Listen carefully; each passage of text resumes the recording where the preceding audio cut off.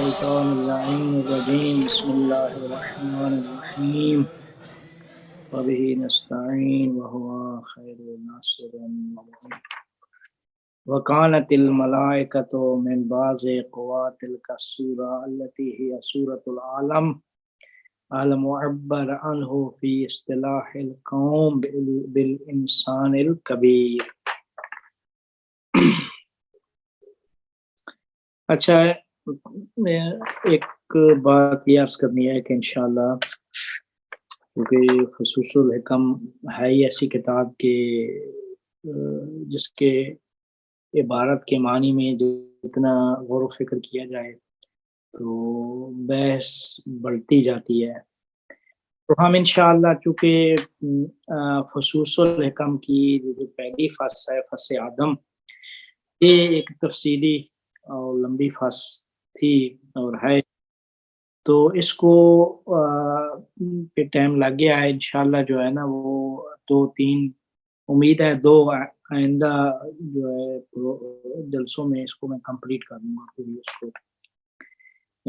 چونکہ عرفان کے جو بنیادی اصول ہیں، بنیادی چیزیں ہیں، وہ اس فصل آدم میں بیان کر دی ہیں. اب فصل آدم کو جنہوں نے پڑھ لیا تو عرفان کی جو بنیاد ہے وہ اس بنیاد کی بہت ساری چیزیں یہاں پہ ابن عربی نے بیان کر دی ہیں. تو ابھی تک جو کچھ ہم نے پڑھا ہے اس میں چونکہ ذات کے مراتب بیان کر کے اس حقیقت مطلقہ کی وضاحت کر کے انہوں نے یہ کوشش کیا ہمیں بتانے کی کہ کس طریقے سے عالم و آدم کی تخلیق ہوئی. تو اس چیز کو سمجھانے کے لیے پہلے اس ذات کے تعینات کی بات کی. تعینات کے بعد جو ہے نا اسماء اور صفات جو مرتبہ واحدیت میں اور ان اسماء کے جو مظاہر ہیں، صور اسماء الہیہ، ان کے متعلق بات کی ہے کہ اسماء و صفات اور ان کے مظاہر ان کا آپس میں تعلق کیا ہے. اس کے بعد بیان کیا کہ اس اسماء و صفات ہی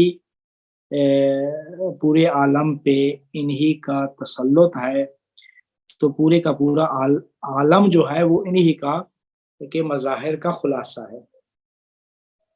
تو اب تک انہوں نے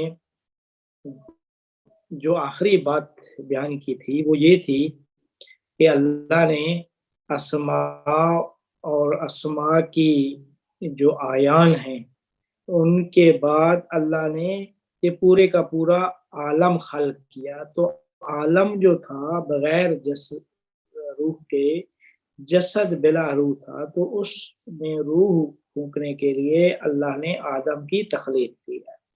تو وہ ایک آئینہ تھا، اس آئینے میں شکل تب دیکھی جا سکتی تھی جب اس میں روح ہوتی. تو اللہ نے آدم کو خلق کر کے اس میں روح پھونک دی عالم میں. تو عالم کامل ہوا انسان کامل کی تخلیق سے. اس کو تدریجاً بیان کر رہے ہیں. تو اب اس کو بیان کرنے کے بعد فرماتے ہیں کہ عالم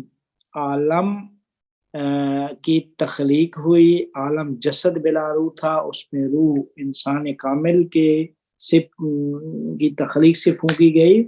تو اب اس عالم کی کچھ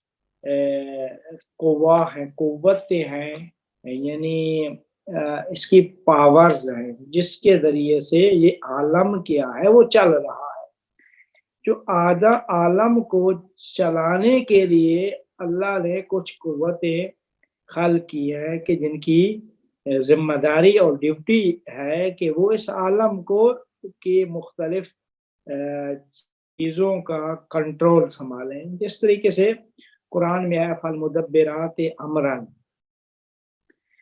یا مثلا آپ احادیث میں بہت ساری جگہوں پہ بیان ہوتا ہے فرشتے فرشتے عالم کو چلا رہے ہیں. تو اب عالم کو فرشتے جب چلا رہے ہیں تو عالم، حدیثوں میں بہت کچھ بیان ہوا ہے کہ مثلا اس عالم، یہ جس میں خاص کر ہم رہ رہے ہیں، سورج نکالنے کے لیے کچھ ملائکہ کی، سورج کی طلوع کے لیے ڈیوٹی ہے کچھ ملائکہ کی، سورج کے غروب کے لیے ڈیوٹی ہے، بارش برسانے والے اور فرشتے ہیں، پہاڑوں کا نظام اور چلاتے ہیں، سمندروں کا نظام اور چلاتے ہیں، ہواؤں کا نظام اور چلاتے ہیں. یہ بہت ساری قسمیں ہیں. تو یہ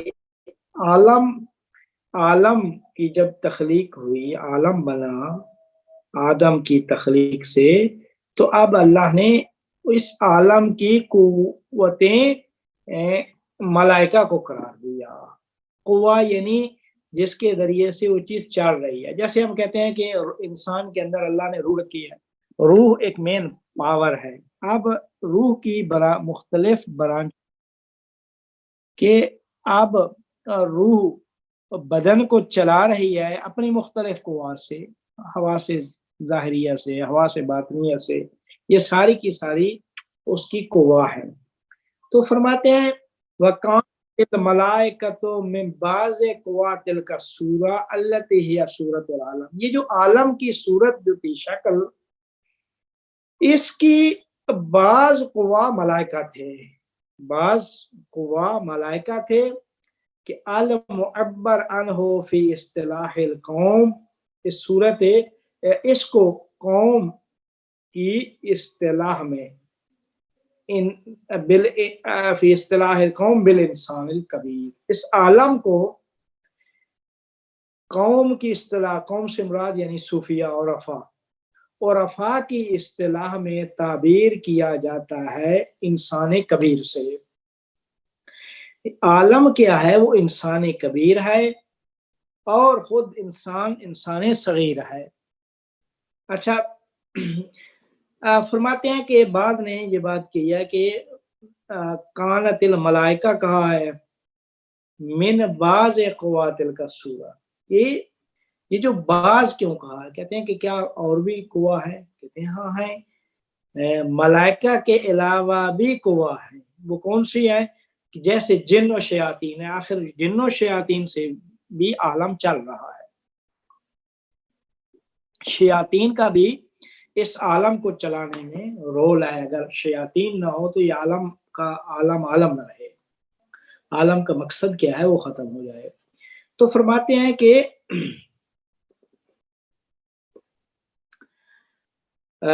کہتے ہیں کہ پھر کہا کہ ملائکہ بعض اس عالم، صور عالم کی بعض قوا میں سے ہیں. بعض سے ایک تو جن و شیاطین بھی ہیں، دوسرا یہ ہے کہ یہ سارے ملائکہ مراد نہیں ہیں. یہ وہ ملائکہ جو اہل جبروت اور مجرد ملائکہ کے علاوہ ہے. اہل جبروت جیسے عقل اول ہے، ملائکہ عقول سماویہ، ملائکہ محیمہ، جن کا اجسام سے کوئی تعلق نہیں ہوتا، جسم و جسمانیات سے بالکل منزہ و پاک ہوتے ہیں. تو ان کا کوئی وہ اس عالم میں کہ وہ قوا شمار نہیں ہوتے.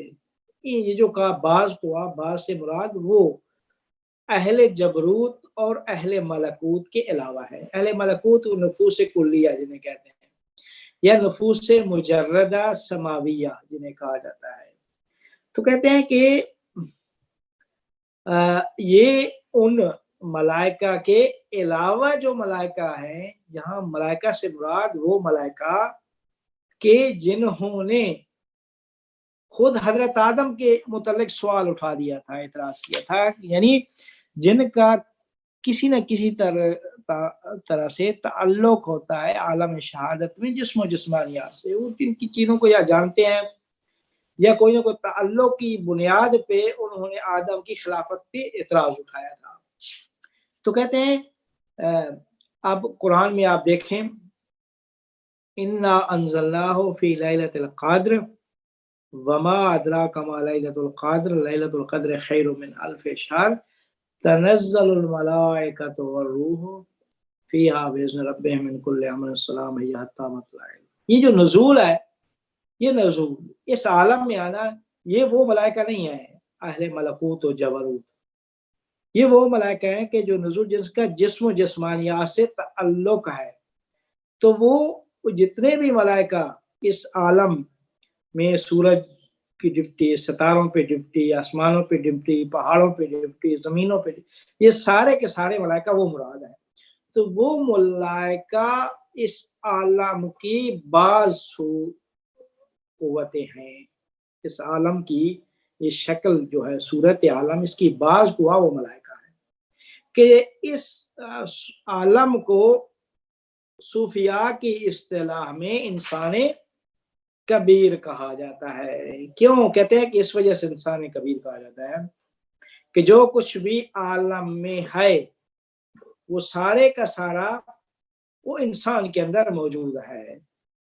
تو جب سارے کا سارا انسان کے اندر موجود ہے تو انسان کو عالم صغیر کہا جاتا ہے صورت کے اعتبار سے، اور عالم کو تفصیل کے اعتبار سے انسان کبیر کہا جاتا ہے. یعنی عالم میں تفصیل ہے تو اس وجہ سے انسان کبیر مفصل کہا جاتا ہے. انسان کے اندر اجمال ہے تو اس وجہ سے عالم صغیر کہا جاتا ہے. یا دوسرے لفظوں میں انسان، دوسری عبارت اس طریقے سے بیان کریں گے کہ انسان مرتبہ کے لحاظ سے عالم کبیر ہے اور عالم درجہ کے لحاظ سے انسان صغیر ہے. عالم درجہ کے اعتبار سے انسان صغیر ہے. تو پس فرمایا کہ کانت الملائکۃ من بعض قوات تلک السورہ التي هي سورۃ العالم المعبر عنہ فی اصطلاح القوم بالانسان الکبیر. آپ فرمایا فکانت الملائکۃ، پس ملائکہ اس عالم کے لیے کس طرح ہیں؟ کون سے ملائکہ؟ یعنی وہی ملائکہ جو جبروت و ملکوت کے علاوہ ہیں، جنہوں نے آدم کی خلافت پہ سوال اٹھایا تھا. فکانت الملائکۃ لہ کالقوا الروحانیہ والحسیہ، وہ جو روحانی اور حسی قوا ہیں ان کی مانند ہیں التی ہی فی النشأۃ الانسانیہ، جو انسان کے اندر مرتبہ انسانیت میں جو روحانی اور حسی قوا موجود ہیں. روحانی قوا مخیلہ، مفکرہ، حافظہ، ذاکرہ، عاقلہ، یہ ساری کی ساری قوہ حسیہ سے مراد وہ حواس ظاہریہ، باصرہ، سامعہ، شامہ، یہ ساری کی ساری حواس ظاہریہ مراد ہیں. آپ فرماتے ہیں کہ وَكُلُّ قُوَّةٍ مِّنْهَا مَحْجُوبَةٌ بِنَفْسِهَا،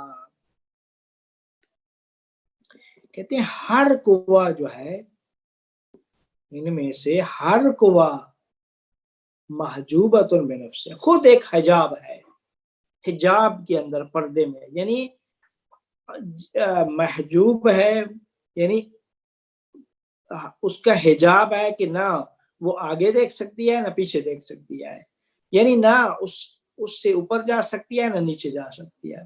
لا ترى افضل من ذاتها، جو کچھ دیکھ رہے وہ سب کچھ وہی اپنے آپ کو دیکھ رہی ہے. تو وہ لا ترى افضل من ذاتها، اپنی ذات سے بالاتر کو دیکھ ہی نہیں رہی، وہ اپنی سے بالاتر چیز کو دیکھ ہی نہیں رہی. کہتے ہیں کہ جیسے وہ ملائکہ جنہوں نے آدم کے بارے میں نزاع کیا تھا، انہوں نے جو کچھ دیکھا تھا اس سے بالاتر ان کی کیپیسٹی نہیں تھی، تو لہذا انہوں نے اعتراض کر دیا. تو کہتے ہیں کہ جیسے عقل ہر ایک کا اپنا اپنا وہ ہے، حدود اربع ہے، حد بندی ہے، حدود ہے ہر قوہ کی، چاہے یہ قوہ روحانیہ حسیہ ہے، باصرہ کی اپنی حد ہے، قوہ سامع کی اپنی حد ہے، وہ اپنی حد سے بالاتر کیا ہے وہ نہیں جا سکتے. تو کہتے ہیں اسی طریقے سے عالم کی قوہ ملائکہ ہیں، تو ملائکہ بھی اپنے سے بالاتر کو نہیں دیکھ سکتے. یہی تو وجہ تھی کہ قرآن میں فرمایا ما منا الا لہ مقام معلوم، یہ کہ ہم میں سے جو بھی ہے اس کا ایک مقام معلوم ہے، مشخص مقام ہے معین، اس سے اوپر وہ نہیں جا سکتے. تو اب فرمایا کہ وَإِنَّا فِيهَا فِيمَا تَزْعَمُ الْأَحْلِيَّةُ لِكُلِّ منصب عال و منزلت رفیعت عند اللہ. اس نشہ انسانی، جو مرتبہ انسان ہے نا، انسانیت کی جو حقیقت ہے انسان کی، اس کے اندر جو ہے ہر منصب کی اہلیت پائی جاتی ہے. ٹھیک ہے، ہر منصب کی اہلیت پائی. کون سے منصب؟ عالی، اور ہر منزلت رفیع، بلند مقام کی اہلیت، صلاحیت پائی جاتی ہے عند اللہ، اللہ کے نزدیک. یعنی یہ جو نشہ انسانی ہے نا، مرتبہ انسانی، قوا جو ہیں، چاہے ملائکہ ہیں، جو بھی قوا ہے، تو یہ اپنے سے بالاتر کو نہیں دیکھ سکتے، لیکن انسان جو ہے اس کے اندر صلاحیت پائی جاتی ہے کہ ہر بڑے سے بڑے عالی اور بلند مرتبہ اور منزلت کو کسب کرے. کیوں؟ لما عندها من الجمعیت الالہیہ، اس کے اندر جامعیت ہے. انسان یہ ہے جو جامع چیز ہے، یعنی جامعیت اس کے اندر پائی جاتی ہے. تو آپ فرماتے ہیں کہ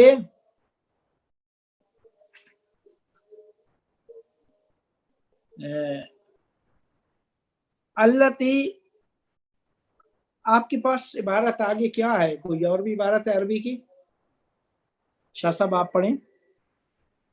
من الجمعیت الالہیہ، اگر عربی آپ کے پاس نسخہ ہے. حالانکہ الہیہ بینما یرجع من ذالک الی جناب الالہی. اچھا، بینما یرجع من ذالک الی ذالک من ذالک الی الجناب الالہی، میرے پاس یہ. ہاں، تو کہتے ہیں کہ یہ سب کے سب کے پاس، ہاں احسن، فرماتے ہیں کہ لما عندہ من الجمعیت الالہی بینما یرجع من ذالک الی ذالک الجناب. یہ یعنی اس کی کیپیسٹی وہ جناب الہی تک ہے، جناب الہی الی جانب و الی جانب الحقیقت الحقائق. جناب الہی سے مراد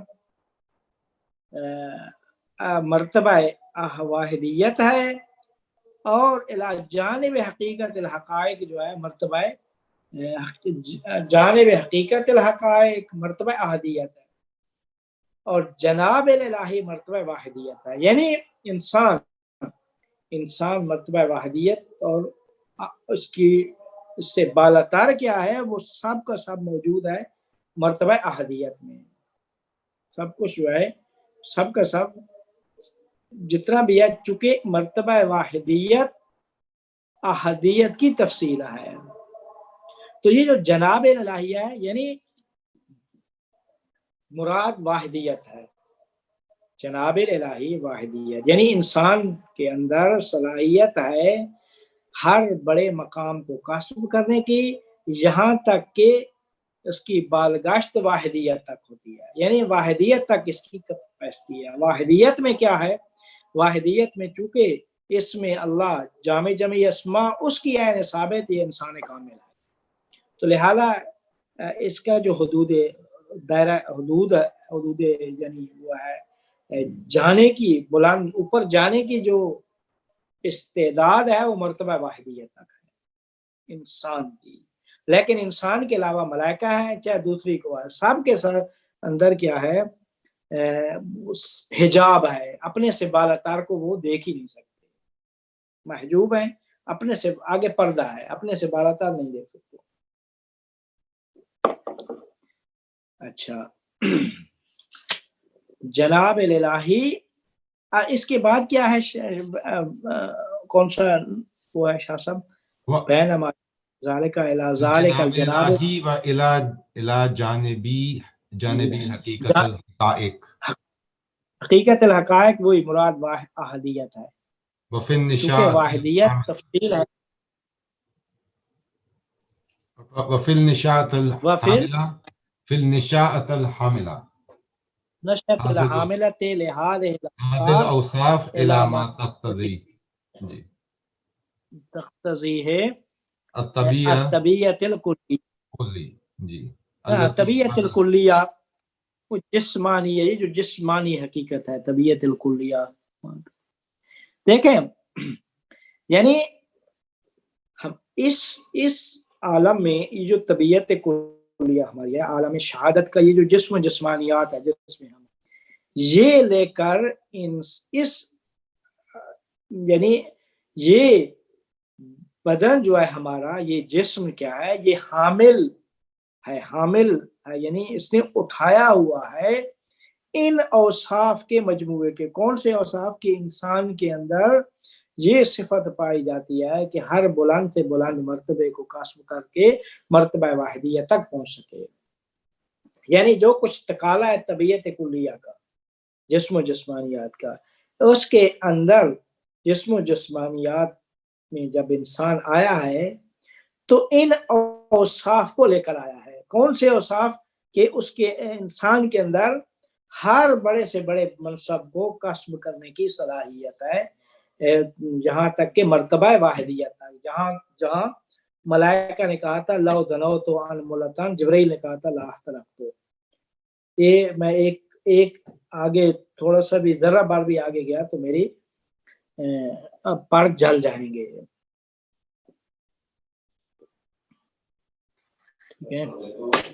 اچھا، پھر فرمایا کہ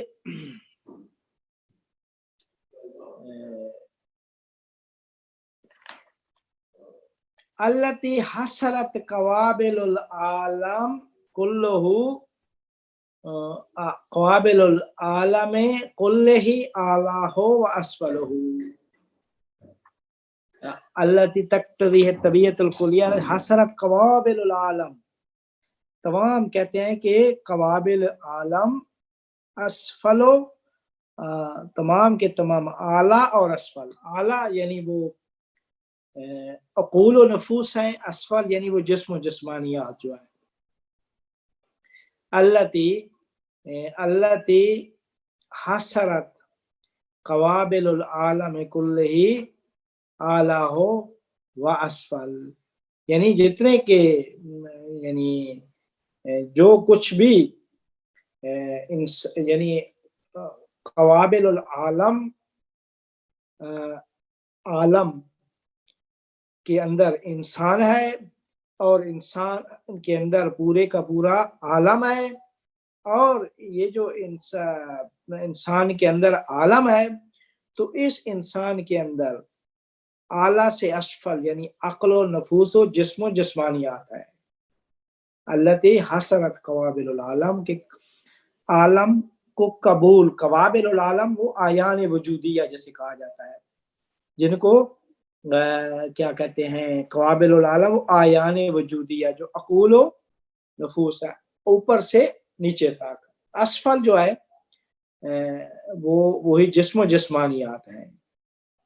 تو کہتے ہیں کہ پورے کا پورا عالم قوابل یعنی عقل و نفوس و جسم و جسمانیات، یہ سارے کے سارا اس عالم میں جب انسان آیا ہے تو اس کے اندر یہ صلاحیت رکھ کر بھیجی ہے کہ وہ بلند سے بلند مرتبے اور مقام کو کسب کر سکتا ہے، یہاں تک کہ مرتبہ جناب الہی، مرتبہ واحدیت تک پہنچ سکتا ہے.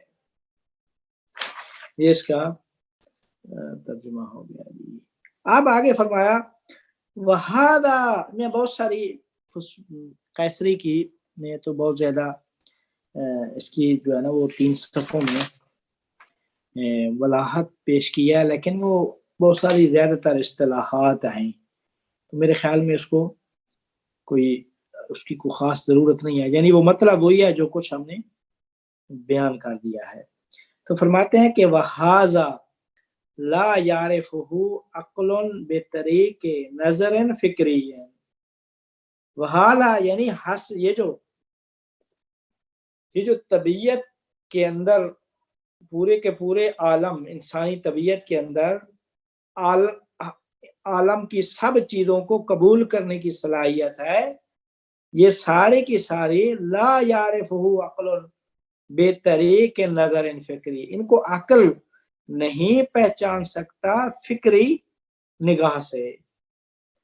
फिक्री निगाह से ये वो क्या कहते हैं मार्फत हासिल नहीं होती। यानी आप अगर उसको सामने से देख के उसकी तबीयत जिस्मानिया को देख के समझेंगे तो कुछ समझ में नहीं आएगा। हाजा ला यारिफु अक्ल, अक्ल आपकी नहीं उसकी शनाख्त हासिल कर सकती बेतरीके नजरिन फिक्री, फिक्री निगाह करेंगे तो आपको कुछ समझ में नहीं आएगा, उसकी सही मार्फत नहीं हासिल कर सकेंगे कि किस तरीके से इस तबीयत इंसानी में आलम को के कवाबिल, आलम को कबूल करने की जो सलाहियतें हैं वो उसके अंदर मौजूद है। ये आपको इसकी मार्फत हासिल नहीं हो सकती। बहरहाल अल-फन मिन अल-इदराक ला यकूनु इल्ला अन कश्फ इलाही, ये इदराक किस किस्म का वो आपको हासिल नहीं हो सकता मगर कश्फ इलाही से। यानी ऐसी मार्फत कश्फ से हासिल हो सकती है। अकल जो है ना, अकल उस मार्फत तक उसको रसाई नहीं है। मेन हो हाँ, अकल कहते हैं कि अकल, कल्ब, दिल, रूह, ये एक चीज है। दिल और रूह, दिल का ताल्लुक उस नूरे इलाही से होता है। दिल का जो इदराक है वो मुहताज होता है नूरे इलाही से। कल्ब, दिल की आंख से पर्दा उठा हुआ होता है तो वो अल्लाह के नूर से मुनव्वर होता है। जब दिल अल्लाह के नूर से मुनव्वर होता है तो उसकी इत्तिबा में अक्ल भी जब नूरानी होती है तो फिर वो भी कश्फ कर सकती है इस किस्म की हकीकत को। लेकिन फकत अक्ल क्या है, वो जो अक्ले मशाई है, दूसरे लफ्जों में खालिस अक्ल, उसको दस्तरसी हासिल नहीं है यहाँ तक, बल्कि वो अक्ले सोहरावर्दी कि जिसमें वो खालिस अक्ल नहीं कहते बल्कि अक्ल के साथ साथ वो तज़किया और कश्फ शहूद जो है उसको मिला के आ देते हैं कि आप जहान की हकीकत का इदराक उस वक्त कर सकते हैं कि जब ये अक्ल कश्फ इलाही से मुज़य्यन होगी।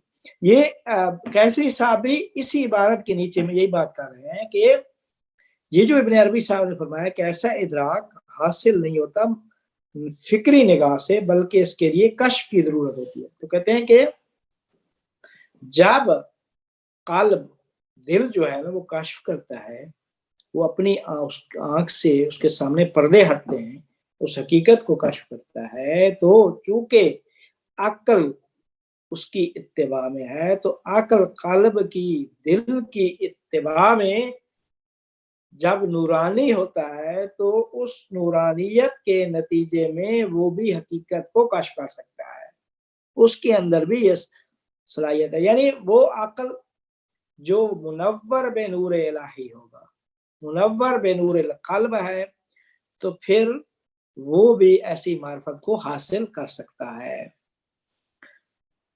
तो फरमाते हैं कि मिन हो योरफो मासलो सुवर आलम अलकाबिला लेहरवाही, यहीं से कहते हैं कि इसी काश्फ से ही आपको मार्फत हासिल हो जा सकती है कि आलम की सुवर की असल क्या, असल सुवर आलम क्या है। वो आलम के अलकाबिला तो लेहरवाही, जो कबूल करता है अरवाह को, अरवाह आलम को। यानी वो आलम के अंदर जब जितनी भी अशिया में जब रूह आती है तो तब क्या है, रूह के नफ्ख से, रूह के फूंकने से ही ये उसको जो है ना वो क्या कहते हैं पता चलता है।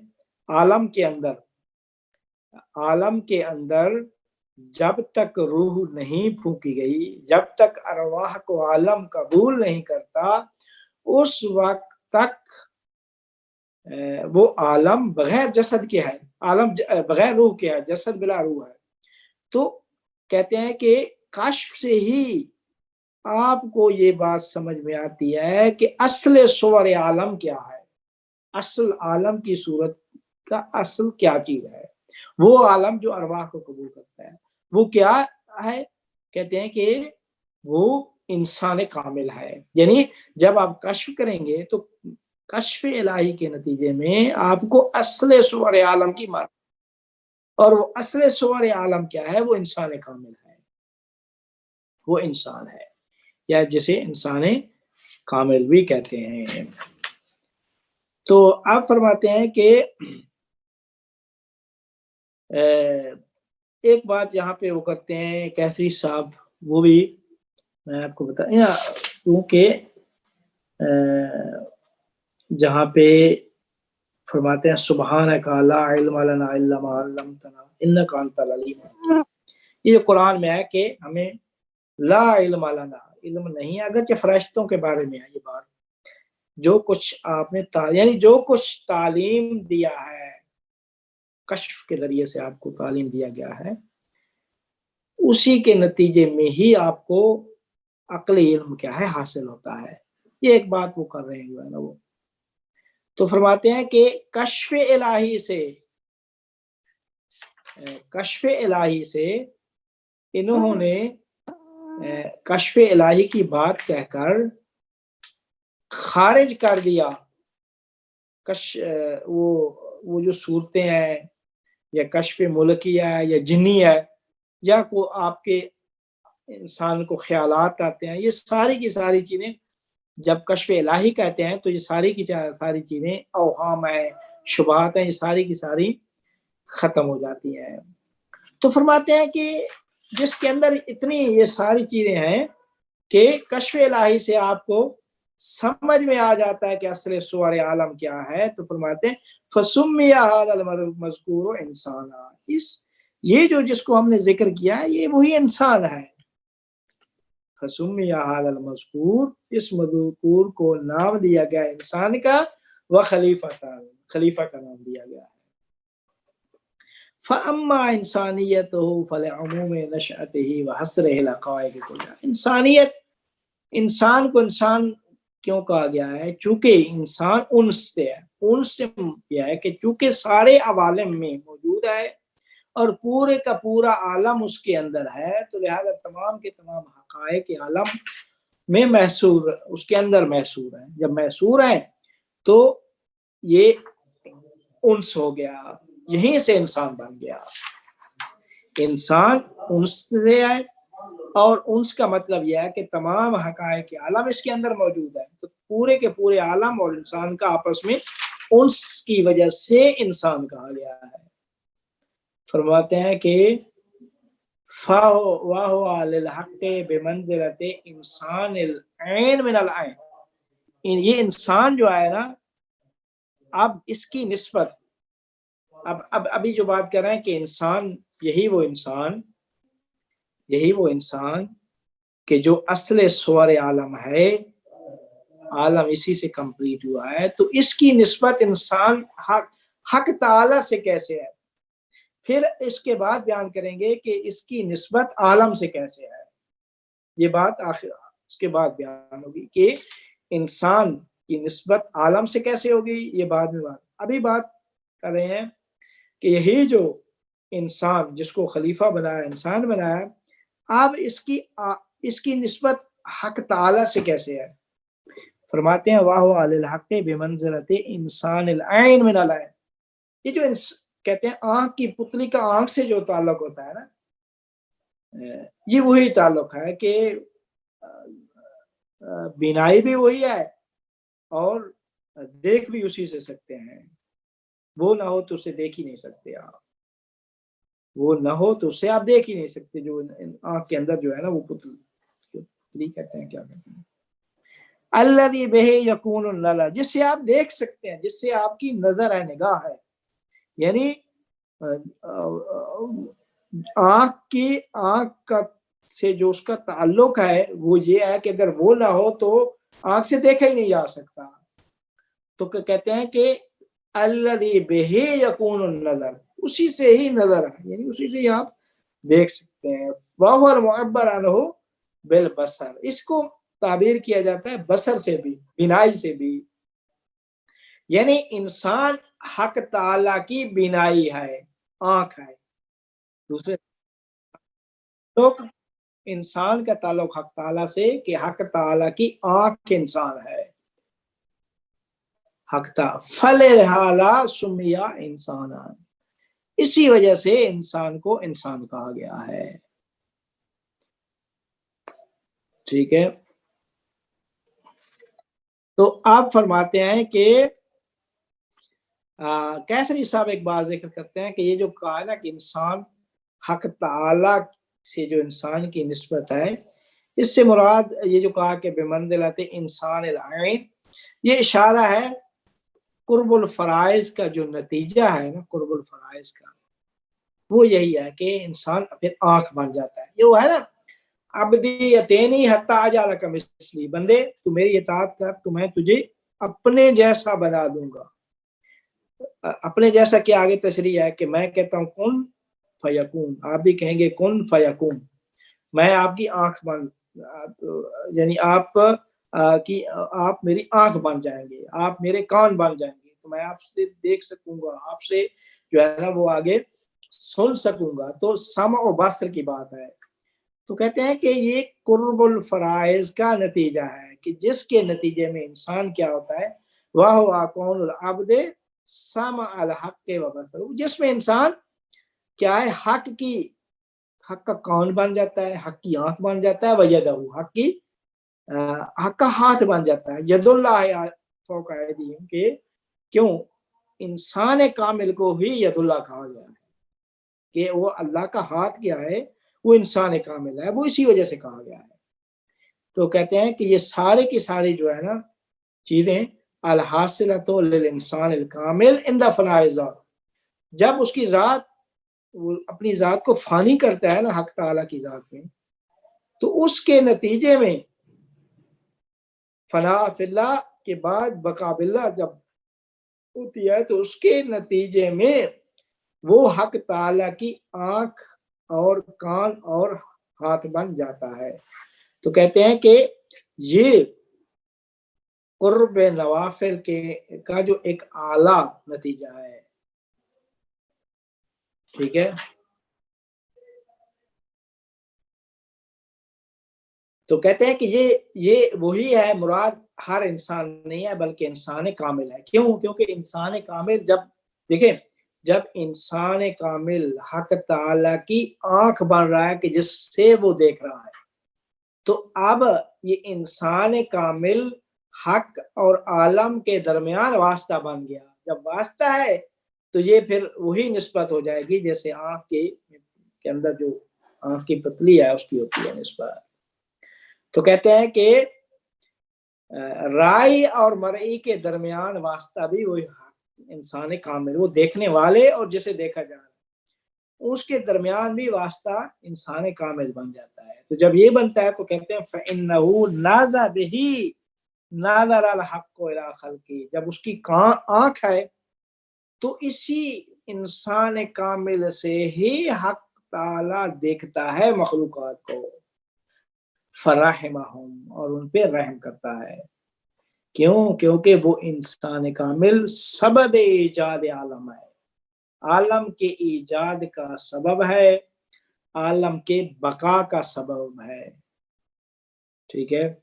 تو اب کہتے ہیں کہ کیوں سبب ہے؟ اس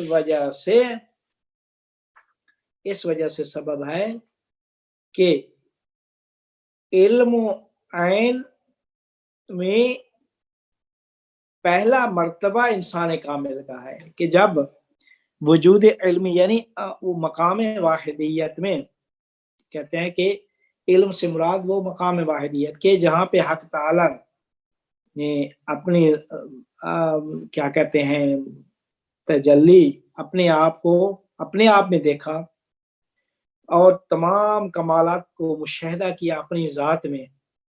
اب اس نے ارادہ کیا کہ ایک ایسی حقیقت میں دیکھے کہ جو حقیقت اس کے لیے آئینہ بن جائے.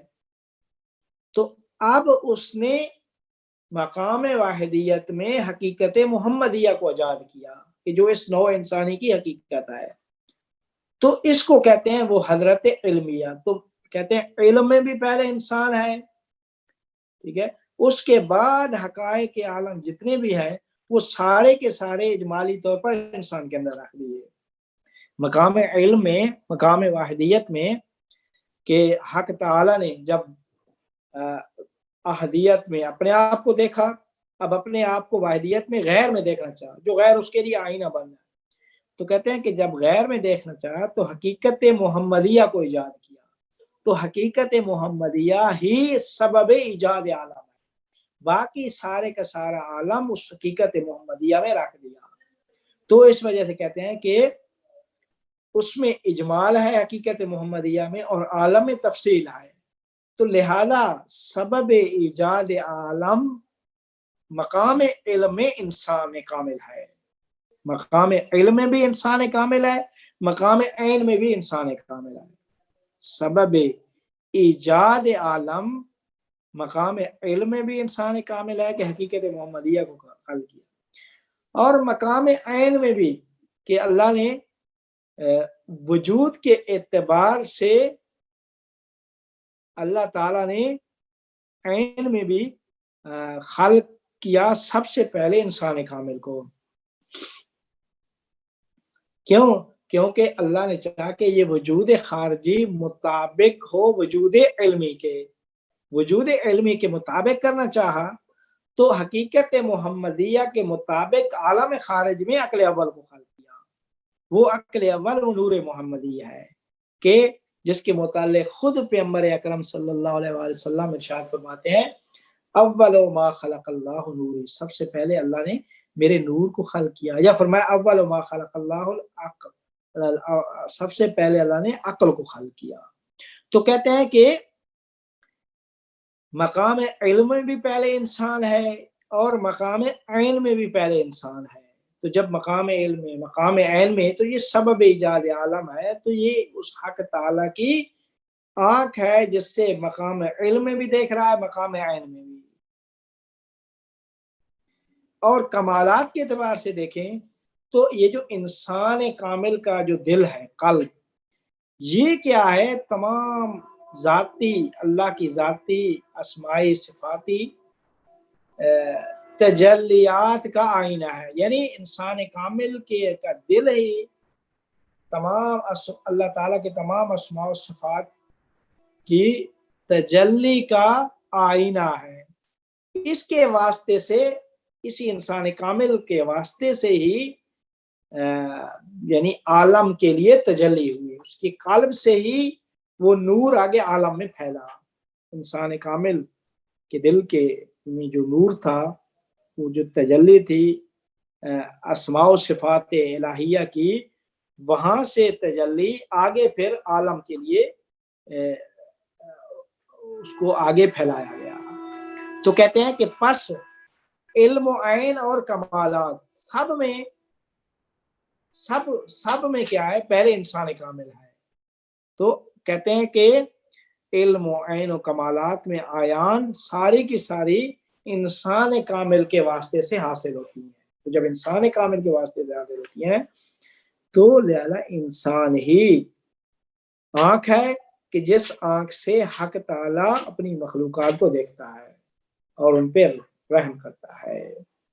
تو فرماتے ہیں کہ یہی فرمایا کہ جب انسان مقصد اولی انسان ہے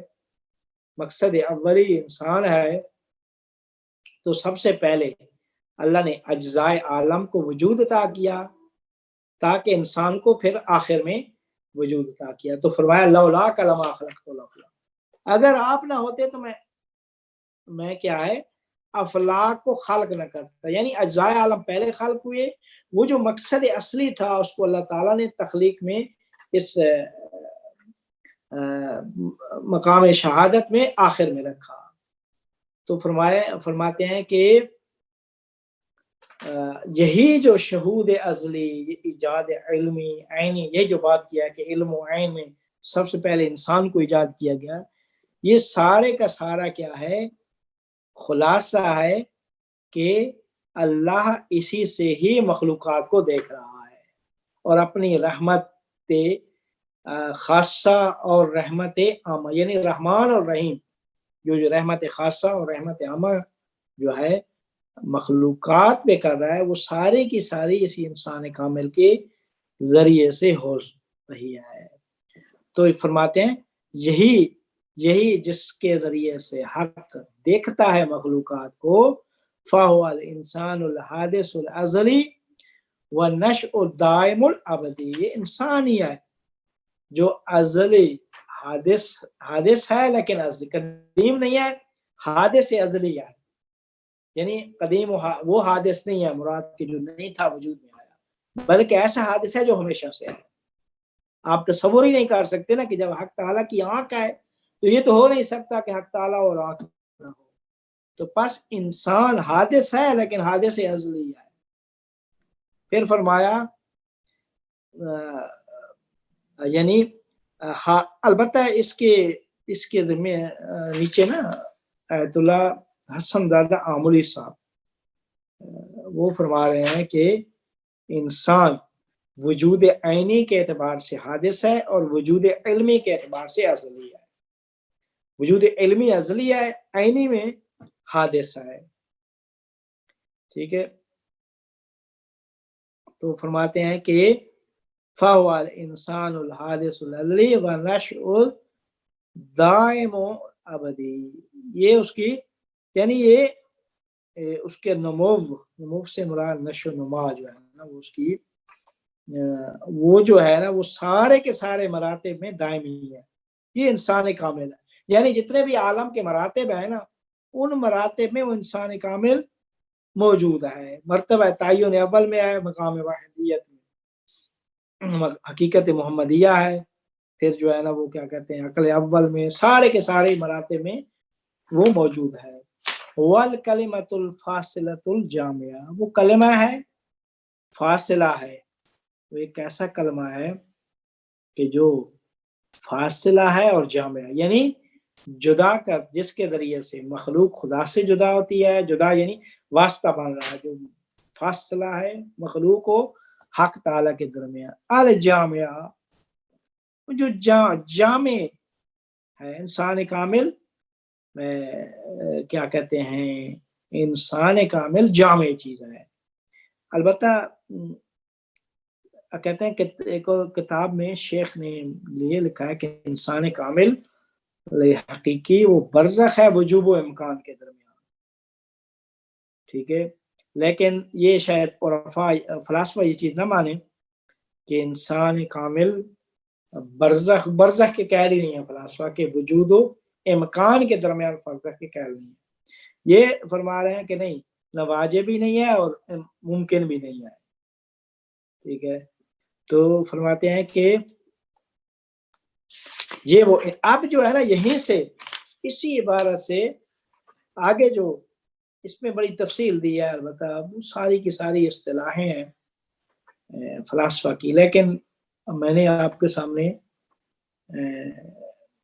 یعنی وہ بیان کر دیا ہے خلاصہ جو آیت اللہ حسن دادا آمولی نے بیان کیا کہ حادث انسان حادث ہے وجود عینی کے اعتبار سے، ازلی ہے ہمیشہ سے ہے وجود علمی کے اعتبار سے، تو اب وَالنَّشْءُ الدَّائِمُ الْأَبَدِي کہ ہمیشہ رہے گا انسان، کہتے ہیں نا کہ کل من علیہا فان وَيَبْقَى وَجْهُ، وہ وجہ جو ہے نا وہ رہ جائے گا، انسان کامل ہے، انسان کامل وہ دائمی اور ابدی ہے، وہ انسان کامل ہے، وجہ حق تعالیٰ وہ انسان کامل ہے تو اس نے رہنا ہی ہے، وہ ہمیشہ ہی رہے گا، ہمیشہ سے ہے وہ ہمیشہ ہی رہے گا۔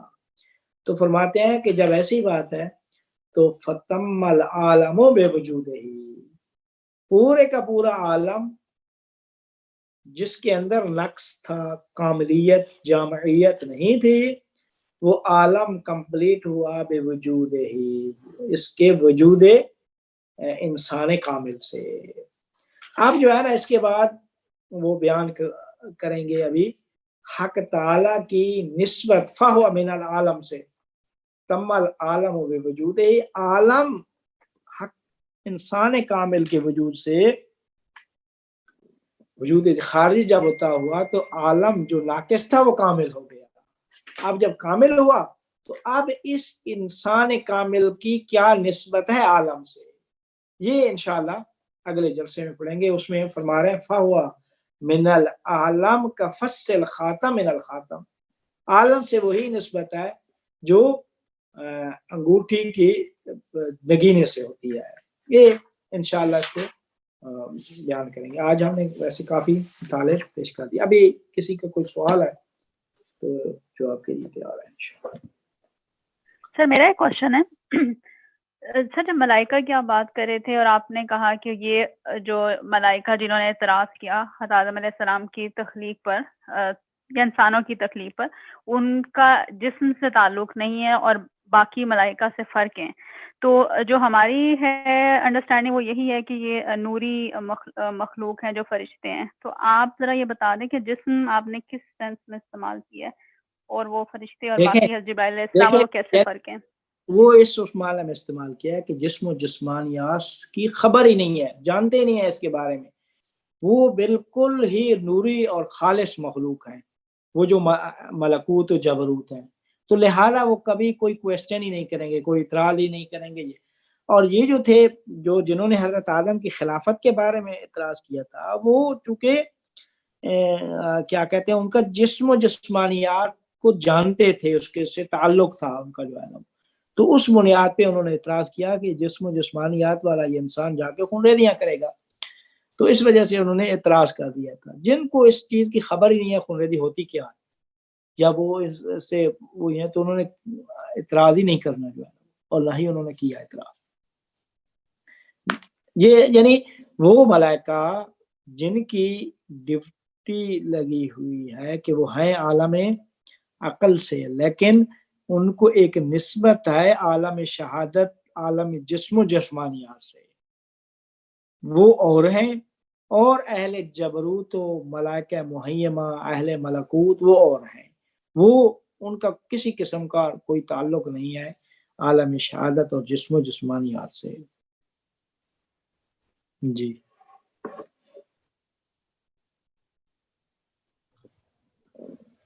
اگر دو چیزیں، ایک جو انسان اور سر ان کو علم بھی نہیں ہے، یعنی ان کو انسانوں کے وجود کا علم ہے نہیں، وہ جانتے ہی نہیں ہے، کیسے علم ہوگا؟ جسم و جسمانیات نہیں، انسان کا علم ہوگا حقیقت کا، جسم و جسمانیات کی بات. انسان کی وہ حقیقت کو جانتے تھے، نہیں اعتراض کیا. جسم و جسمانیات کی جن کو خبر تھی انہوں نے اس اعتبار سے اعتراض کیا، جن کو نہیں خبر تھی انہوں نے نہیں کیا اعتراض. جی سر. جی شاہ صاحب. ابھی تک انسان کامل کی اصطلاح آئی نہیں ہے، آگے آ رہی ہے. تو انسان اور انسان کامل میں کوئی فرق ہے؟ جہاں انسان کہہ رہے ہیں وہاں انسان کامل بھی کہہ رہے ہیں، جہاں بھی مطلب مجھے ابھی تک تو یہ جی شاہ صاحب دیکھیں، انسان کامل یعنی وہ حقیقت انسانیت جو ہے جسے حقیقت محمدیہ وہ مراد ہے. یہ عام انسان جو دوسرے ہیں نا، یہ اس حقیقت کے افراد ہیں، اس حقیقت کے افراد ہیں. وہ ایک بالغ حقیقت ہے، اس کے یہ افراد ہیں. کامل حقیقت ہے، باقی اس کے افراد ہیں. لہذا یہ جو افراد ہیں یہ کامل نہیں ہے، ناقص ہے اس کے علاوہ. اسی وجہ سے کہا جاتا ہے کہ وہ مخصوص لوگ ہیں، ہر کوئی انسان کامل نہیں. یہاں انسان کی کامل حقیقت کی بات ہو رہی ہے. جب بھی انسان یہاں مراد لیا جا رہا ہے تو انسان کی کامل حقیقت میں بات ہو رہی ہے. وہ بالکل کہ جو انسان سبب وجود عالم ہے وہ انسان کامل ہے. وہ انسان جو آنکھ ہے، وجہ اللہ ہے، ید اللہ ہے، عین اللہ ہے، وہی انسان کامل ہے.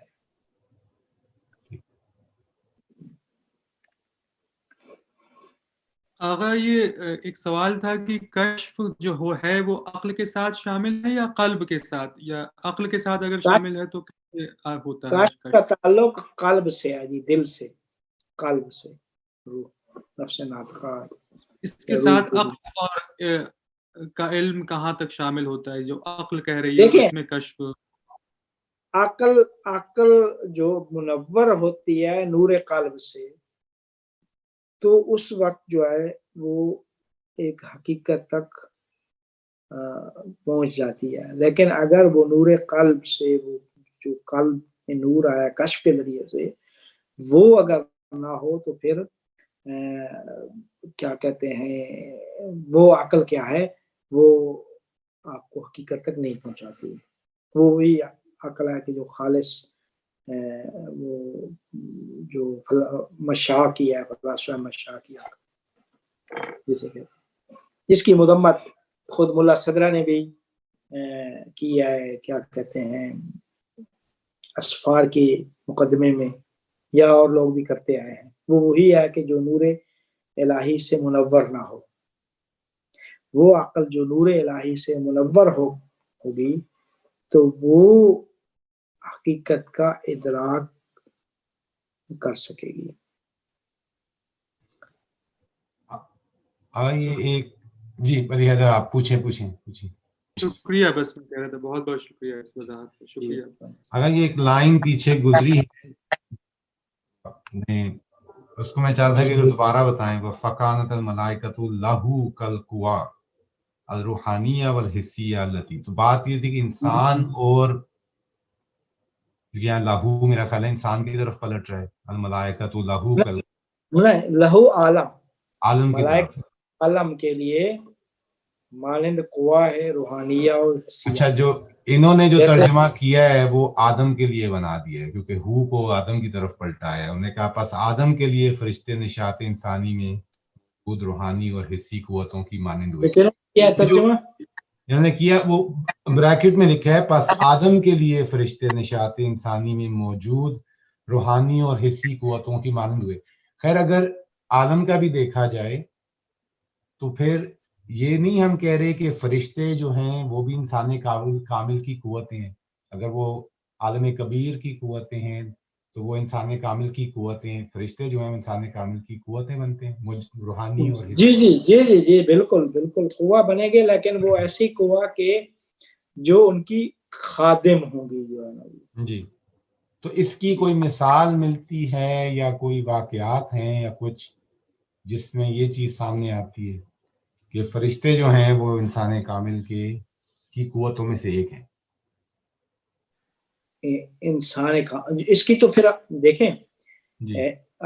اس کی تو بہت ساری احادیث میں چیزیں، ویسے دیکھا جائے تو بہت ساری چیزیں بیان ہوئی ہیں کہ انسان کامل کو جو بھی علم ہوتا ہے اس عالم میں، یا مثلا جو ہے نا وہ کیا کہتے ہیں، انسان کامل کافی سارے امور انجام دیتا ہے. یا خود انسان کا آپ حضرت امام حسین علیہ السلام کے بارے میں دیکھیں کہ مرد کے مبارک دینے کے لیے آئے فرشتے جو ہے نا وہ سارے کا سارا، تو وہ ایک پیغمبر بھی انسان کامل، ان کی خدمت میں آئے، خدمت کی، پوچھا یہ مبارک، یہ سارے بہت سارے ہر نبی کے ساتھ یہ واقعات ہیں. ہر نبی ولی رسولوں بی بی فاطمہ الزہرا کے بارے میں ملتے ہیں، بہت ساری چیزیں ملتی ہیں، تاریخ میں بھی ہیں، حدیث میں بھی ہیں. السلام علیکم حامد صاحب. رضوان صاحب مجھے سوال کرنے کی اجازت ہے ابھی؟ بالکل کریں. حامد صاحب 2 سوال ہیں میرے. ایک تو مجھے لغوی معنی پوچھنے تھے. نشا کا یہاں لفظ بار بار استعمال ہوا ہے، اس کے لغوی معنی کیا ہوں گے؟ اور دوسرا سوال میرا یہ تھا کہ یہ آپ نے ابھی ماشاءاللہ تشریح فرمائی تھی اس کی، وَهُوَ لِلْحَقِّ بِمَنزِلَةِ إِنسَانِ الْعَيْنِ مِنَ الْعَيْنِ الَّذِي. یہاں پہ آپ نے کہا کہ اللہ تعالیٰ انسان کامل کے ذریعے دوسرے خلق کو دیکھتا ہے، نفوس کو دیکھتا ہے. ہم یہاں انسان کامل کو کنڈیشن سمجھ رہے ہیں اللہ تعالیٰ کی، اس کی تخلیقات سے رابطے کی، یعنی اگر انسان کامل پہ ڈپینڈنس آ گئی ہے، یہ بات مجھے تھوڑا تنگ کر رہی تھی. نہیں ڈپینڈ نہیں، دیکھیں آپ اس طریقے سے نہ دیکھیں نا، آپ اس طریقے سے دیکھیں کہ وہ کوئی اس سے جدا نہیں ہے، جدا بھی ہے جدا نہیں بھی. جیسے آنکھ، اسی وجہ سے انہوں نے مثال دی کہ اسی سے ہی حق تعالی مخلوقات کی طرف دیکھتا ہے. کیوں؟ کیونکہ وہ اس کی آنکھ ہے. وہ جب ایک چیز کی آنکھ بن جائے تو اب اس کے بغیر تو نہیں ہے جو ہے نا وہ یعنی وہ اس کی اپنی حقیقت کا ایک چونکہ ہم نے پہلے کہا ہے کہ اللہ اس میں اللہ کی عین ثابت حقیقت محمدیہ ہے، تو اسی سے بھی یہ بات وہ ہوتی ہے کہ یہ اسی کی ہی ایک چیز ہے، اسی سے ہی کا ہی ایک کیا کہتے ہیں، اسی کے ہی ایک تجلی ہے، اور اس کو اب انہوں نے اصطلاحات میں بیان کر دیا کہ حادث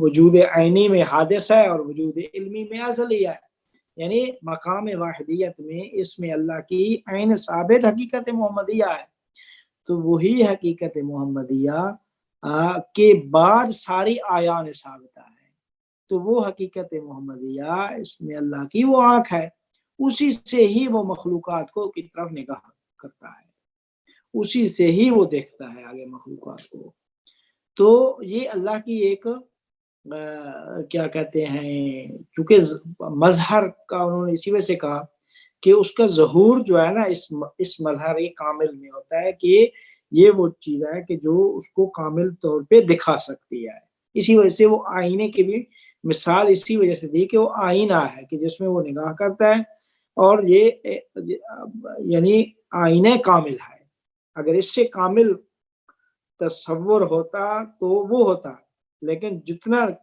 جتنا کامل بن سکتا تھا وہی کامل آئینہ بنا، یہ ایک چیز۔ دوسرا یہ تھا کہ نشہ کا مطلب ہوتا ہے مرتبہ، نشہ انسانیت، وہ مرتبہ جو ہے نا، رتبہ انسانیت کا وہ مراد ہے، نشہ انسانیت یعنی رتبہ انسانیت۔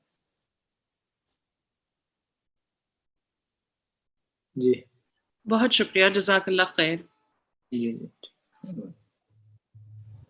اگر مجھے اجازت، اگر اور سوال ہے تو ٹھیک ہے